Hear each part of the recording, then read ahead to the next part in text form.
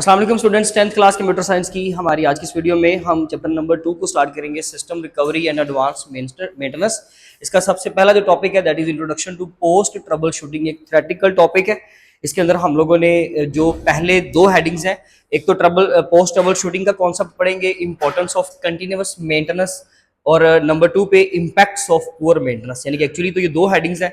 और नंबर 3 पे जो हेल्थ मॉनिटरिंग है वो हम लोग अलग वीडियो के अंदर कवर करेंगे, नेक्स्ट वीडियो के अंदर, जिसमें हम साथ कुछ प्रैक्टिकल पोर्शन देखेंगे कि एक्चुअली हेल्थ मॉनिटरिंग की कैसे जाती है, ये किस तरीके से हम लोग किसी भी सिस्टम की हेल्थ को चेकआउट कर सकते हैं अपने एंड पे। तो सबसे पहले तो चैप्टर का अगर इंट्रोडक्शन की बात करें तो इसके अंदर हम लोगों ने सिस्टम की रिकवरी और एडवांस मेंटेनेंस, उसके अल्फाज से समझ आ रही है कि हमने अपने कंप्यूटर को किस तरीके से स्मूथ रखना है, उसकी परफॉर्मेंस जो है वो मेंटेन रहे, हमारा सिस्टम जो है वक्तन फवक्तन अच्छे तरीके से हमने चेक करते रहना है ताकि वो अच्छे तरीके से हमें कोई भी काम करके दे सके, उसमें किसी तरह की बग्स ना आए, किसी तरह का कोई इशू क्रिएट ना हो, फ्रीज ना हो, कहीं पे लैग ना करे।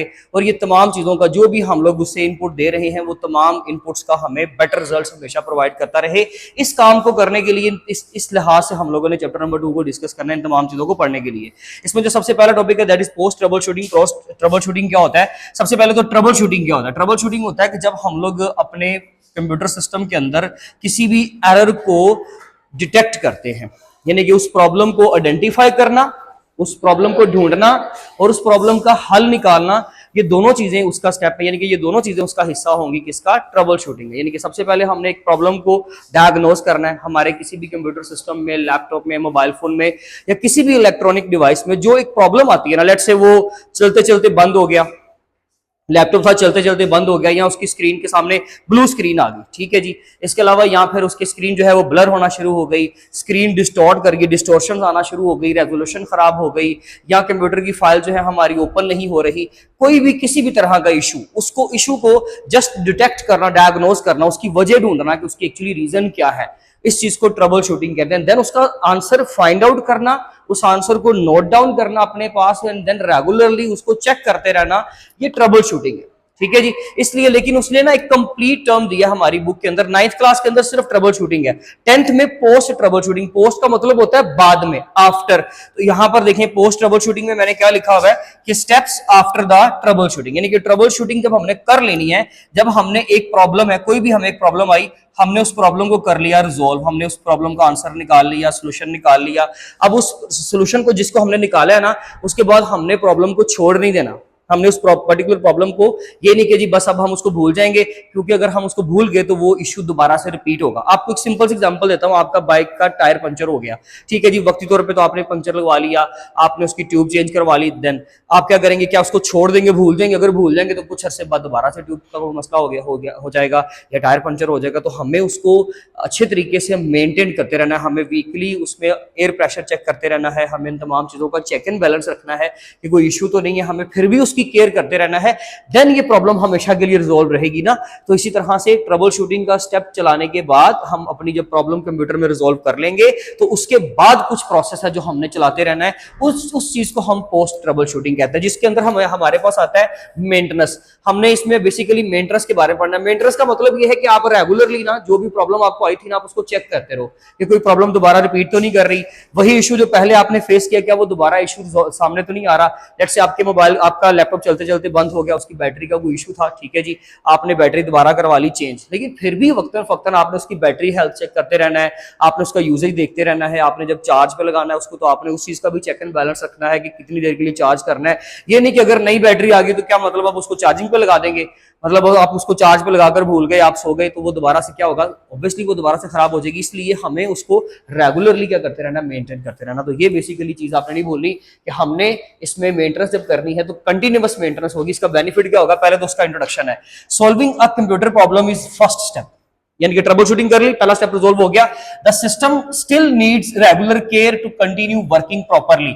अब आपने क्या करते जाना? अपने कंप्यूटर को, अपने सिस्टम को रेगुलरली चेक करते रहना है, तब जाकर वो प्रॉब्लम हमेशा के लिए हमारा पीछा छोड़ेगी। Without maintenance same issue can happen again. अगर आप लेट्स से उसमें मेंटेनेंस नहीं करते, अगर आप उसको ठीक नहीं करते, अगर आप उसकी देखभाल नहीं करोगे तो वही इशू दोबारा से आपके सामने आएगा।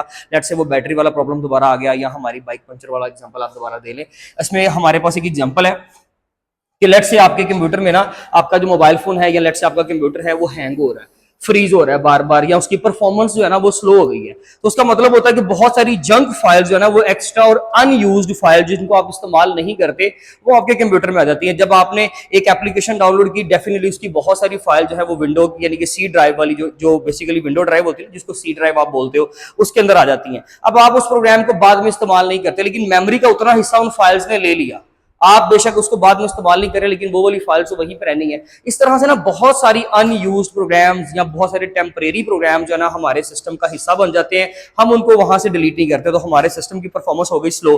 अब हमने वक्ती तौर पर क्या किया, जब सिस्टम बहुत ज्यादा स्लो हुआ या कोई पिक्चर भी इवन डाउनलोड कर रहे हैं ना, तो वो हमारे कंप्यूटर में नहीं आ रही, वो कह रहा है कि जी आपके पास इनसफिशिएंट स्टोरेज है, आपके पास मेमोरी थोड़ी है। आप क्या करते हो, गैलरी में गए, 2-4-5 डिवाइस 2-4-5 तस्वीरें आपने डिलीट की और अब आपने उस फाइल को, जो नई फाइल थी, वो डाउनलोड कर ली। वक्ती तौर पर तो मसला हल हो गया, लेकिन शाम को, रात को, थोड़ी देर बाद, चंद घंटों बाद दोबारा से वही इशू आएगा। इसलिए हमें क्या करना चाहिए, वो यहाँ पर यही सेम प्रॉब्लम देता है कि deleting files from system for short time can create same problem again. यानी कि अगर आप लेट से थोड़ी देर के लिए, शॉर्ट टाइम के लिए उन फाइल्स को डिलीट कर देते हो, तो वो दोबारा से प्रॉब्लम रिपीट करेगी। इसलिए बेहतरीन सोल्यूशन क्या है कि आप रेगुलरली चेक करते रहें, जो भी आपका अनयूज डाटा उसको डिलीट कर दें, जो भी जंक फाइल्स हैं उनको डिलीट करें, जो भी चीजें आपके काम की नहीं है, इस्तेमाल की नहीं है, आप उन एप्लीकेशंस को अनइंस्टॉल कर दें। इंटरनेट की दुनिया भरी पड़ी है, जब दोबारा जरूरत पड़ेगी उसको दोबारा इंस्टॉल कर लेंगे। मुझे पता है कि मैंने एक एप्लीकेशन को महीने में एक बार इस्तेमाल करना होता है, तो 29 डेज तक वो मेरे सिस्टम में फजूल पड़ी रहेगी, जबकि 5 या 10 मिनट, हार्डली 10 मिनट लगते हैं किसी भी एप्लीकेशन को इंस्टॉल करके दोबारा से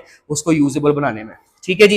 and then impacts of poor maintenance. अगर लेट्स से कि अगर आपकी पुअर मेंटेनेंस, आपने मेंटेनेंस ठीक से नहीं की, तो फिर क्या उसके नुकसानात होंगे, इंपैक्ट्स क्या होंगे? डेफिनेटली नेगेटिव इंपैक्ट होने जा रहे हैं, क्योंकि पुअर परफॉर्मेंस है या पुअर मेंटेनेंस है तो उसके इंपैक्ट्स जो है वो बुरे ही होंगे। तो issues that result from a lack of regular maintenance, कौन कौन से इश्यूज आते हैं जी? सबसे पहला इशू है स्लो परफॉर्मेंस। आपको जो क्वेश्चन आएगा ना, वो शॉर्ट क्वेश्चन इस तरह से आ सकता है कि आपको इंपैक्ट्स पूछे जा सकते हैं। इनमें से कोई पर्टिकुलर ऑप्शन, कोई भी पर्टिकुलर ऐसा जो है वो रिस्क नहीं है, या कोई भी ऐसा इशू नहीं है कि जिसका स्ट्रेट फॉरवर्ड आपको सवाल आ जाए, सवाए सिस्टम फेलियर के। सिस्टम फेलियर आपको क्वेश्चन अलग से स्ट्रेट फॉरवर्ड आ सकता है, अदरवाइज बाकी नहीं आएंगे। हाँ, ये कंसेप्चुअली आ सकता है कि स्लो परफॉर्मेंस की एक्चुअली वजह क्या होती है, what is the reason behind the slow performance of a system, इस तरह से सवाल आ सकता है, अदरवाइज बाकी के तीनों तो बिल्कुल भी नहीं। ठीक है जी।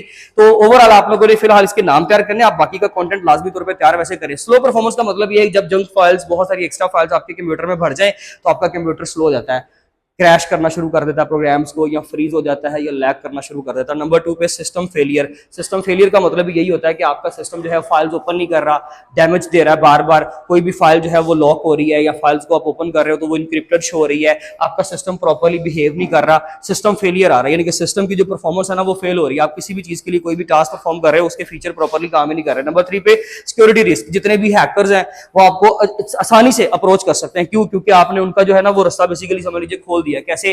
जब आपने अपने सिस्टम को ठीक से परफॉर्म ही नहीं, वो उसको मेंटेन ही नहीं किया, आपने प्रॉपर्ली इसको टाइम ही नहीं दिया, तो क्या होगा कि किसी भी टाइम पे आपका जो डाटा है वो खराब हो सकता है, यानी कि सिक्योरिटी रिस्क आ सकता है। कोई भी हैकर आपको इजीली अप्रोच कर सकता है, वल्नरेबिलिटीज आ जाती है ना, असल में वीक पॉइंट्स आ जाते हैं, और वो उन रास्तों से आसानी से आपके सिस्टम को अप्रोच करके तो आपको नुकसान पहुंचा सकते हैं। अगर लेट से आप विंडो अपडेट नहीं करते, आप बहुत सारी एप्लीकेशंस अगर आप उनको अप टू डेट नहीं रखते, उनके आपको लेट से अपडेट्स आए भी, लेकिन आपने नोटिफिकेशंस को क्या कर दिया, जस्ट स्क्रॉल कर दिया, आपने उनको यूटिलाइज नहीं किया, तब भी आपको प्रॉब्लम होता है। नंबर 4 पे डाटा लॉस। अगर इसी तरह से अगर आप अपने सिस्टम को ठीक से मेंटेन नहीं करते, अगर आप अपने विंडोज को मेंटेन नहीं करते, विंडोज को अपडेट नहीं करते, किसी भी टाइम विंडो लेट से क्रैश कर देती है, विंडो खराब हो जाती है, तो वहां पर आपका जितना भी डाटा होगा सारा डेफिनेटली वो सारा खराब हो गया, वो डाटा सारा आपका लॉस हो सकता है। अगर आपने सी ड्राइव में कुछ चीजें रखी हुई हैं तो वो सारी आपकी जाया।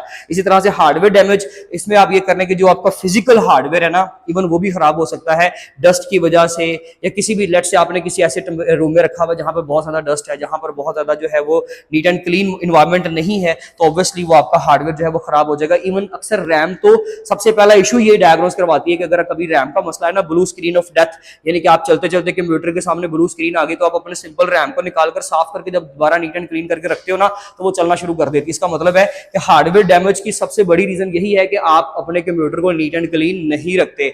सो ये हमारे पास पुअर मेंटेनेंस के रिजल्ट्स होंगे, जो कि डेफिनेटली इशू वक्त के साथ साथ बढ़ते जाएंगे और प्रॉब्लम्स को क्रिएट करते रहेंगे। ये बेसिकली एक सिंपल सा टॉपिक था जी आपका ट्रबल शूटिंग का, और post trouble shooting, actually the process after the trouble shooting. इसकी इंपॉर्टेंस का शॉर्ट क्वेश्चन अलग से, पोस्ट ट्रबल शूटिंग की डेफिनेशन अलग से। इसके आगे इस चैप्टर के अंदर बहुत सारा प्रैक्टिकल पोर्शन इंशाल्लाह आप उसको रेगुलरली साथ लेकर चलेंगे। इसका फिलहाल आप स्क्रीनशॉट ले लें। बाकी इंशाल्लाह मिलते हैं अपनी नेक्स्ट वीडियो में, तब तक अपना ख्याल रखें। Thank you so much. Allah.